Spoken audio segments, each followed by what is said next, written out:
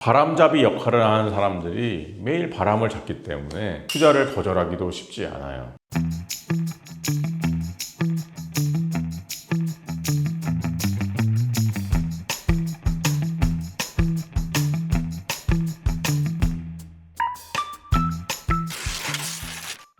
안녕하세요. 법아저씨 손우창 변호사입니다. 폰지 사기에 대해서 얘기를 나눠볼 건데요. 우리 사회가 고령화되면서 모든 사람들의 관심사가 노후 대비잖아요. 잘못된 투자 사기에 노출이 되면 지금 갖고 있는 돈도 한순간에 사라질 수 있습니다. 주로 사용되는 수법이 폰지 사기인데요. 폰지 사기 수법에 대해서 한번 얘기를 해보도록 하겠습니다.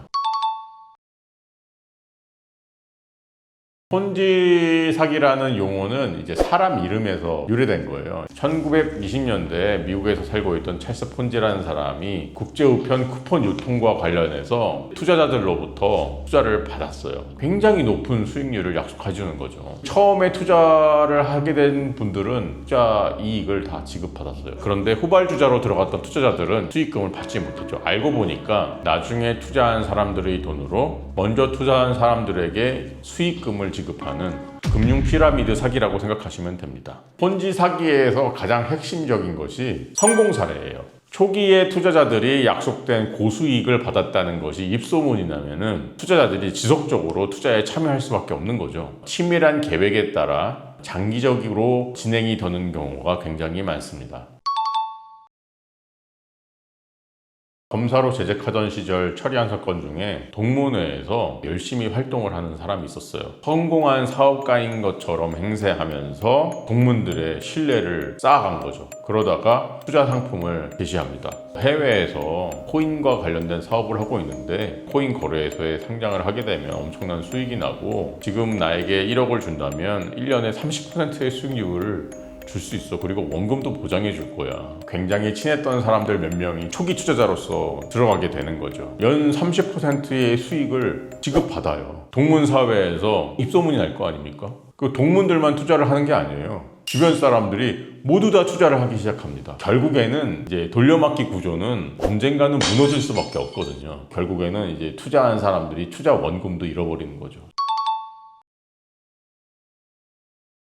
폰지 사기의 무서움은 투자를 거절하고 싶어도 바람잡이 역할을 하는 사람들이 매일 바람을 잡기 때문에 투자를 거절하기도 쉽지 않아요. 두 번째로 무서운 점은 자기 혼자 피해를 입는 것이 아니고 자기 가족, 형제, 부모, 주변에 있는 지인들까지 함께 피해를 당하는 경우가 많아요. 자기도 모르게 이거 괜찮은 투자 상품이야. 너도 들어가. 이런 식으로 투자 권유를 하는 거죠. 사람들의 신뢰를 이용하는 범죄이기 때문에 다른 사람보다 도덕성이 결여되어 있다고도 볼 수 있을 것 같아요. 세 가지 정도를 기억해 주시면 될 것 같아요. 은행 이자율보다 훨씬 높은 수익률을 보장한다. 원금도 보장해 준다. 검증해 볼 필요가 있습니다. 검증된 금융회사나 증권회사가 아니라면 또 한 번 더 검증해 볼 필요가 있습니다. 그 투자 상품에 대한 설명을 들었을 때 본인 스스로 수익이 발생하는 구조를 이해할 수 없다면 한 번 더 검증해 보시는 것이 좋습니다. 투자의 귀재라고 불리는 워렌 버핏이라는 사람의 이름을 들어보셨을 거예요. 이분의 연평균 수익률이 19.8%, 20%가 안 됩니다. 그런데 잘 이해할 수 없는 사업 구조를 설명하면서 은행 이자율보다 훨씬 높은 수익률을 보장해주고 원금도 보장해준다고 약속한다면 그거는 한 번 더 의심해 보시는 게 좋을 것 같아요.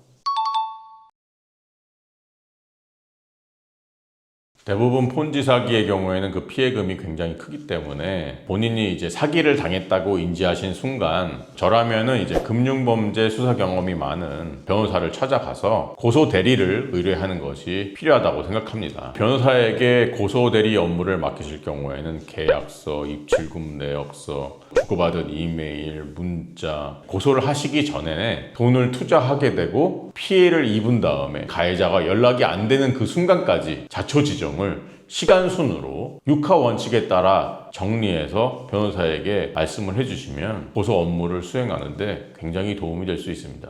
같은 가해자에게 피해를 입은 다른 피해자들을 알고 계신다면 이분들과 함께 고소하시는 것이 좋아요. 피해자들이 여러분이면 합계 피해 금액이 높아질 수밖에 없고, 피해 금액이 높다는 것은 죄질이 중해지고 중요성이 높아진다는 거죠. 수사기관에서도 가해자에 대해서 신속하고 엄중한 수사를 진행할 가능성이 높아질 수 있습니다.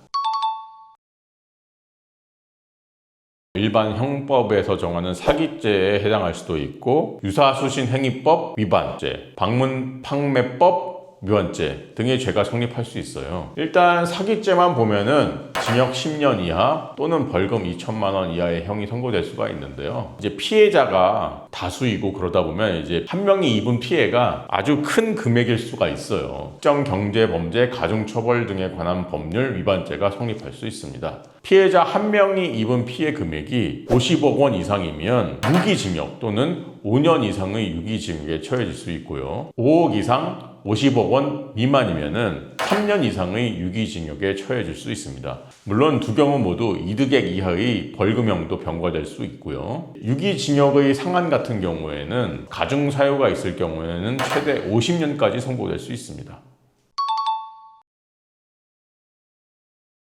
형사 고소를 하는 것은 원칙적으로 이제 가해자에 대한 형사 처벌을 요구하는 절차이기 때문에 반드시 피해금을 회수할 수 있다고 보장하기는 어려워요. 민사소송으로 자금을 회수할 수 있느냐? 절차는 진행할 수 있는데 승소 판결을 받는다 하더라도 가해자나 투자금을 지급받은 법인이 투자금을 뭐 해외에 빼돌린다든지 아니면 다른 데 소비를 해버렸다면 민사적인 절차로는 투자금을 회수하기 쉽지 않을 수 있거든요. 다만 신속하고 정확한 고소를 통해서 엄중한 처벌을 받을 수밖에 없는 상황에 처하게 되면 선처를 받기 위해서 피해자에게 소정의 금액을 제시하면서 합의를 요구하는 경우가 있습니다. 그런 절차를 통해서 투자금을 회수하는 경우가 종종 있습니다. 이게 오히려 현실적인 방법이 될 수 있어요.